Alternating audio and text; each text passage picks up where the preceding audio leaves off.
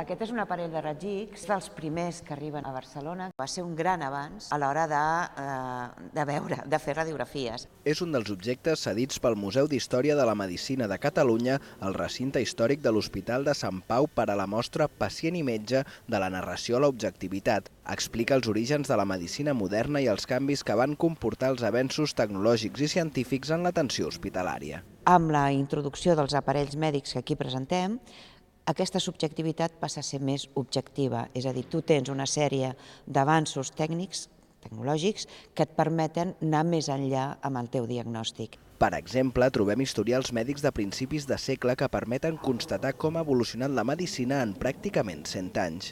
Canvia aquesta relació de ser una relació molt de xàxera i del pacient escoltar el metge a una relació molt més tecnificada. Trobem diferents aparells per al quiròfan i al laboratori que també han contribuït a donar aquest pas. La mostra s'ha instal·lat al pavelló de Sant Rafael, que no ha estat reformat. Això permet recrear millor com era l'activitat mèdica que s'hi desenvolupava als anys 20.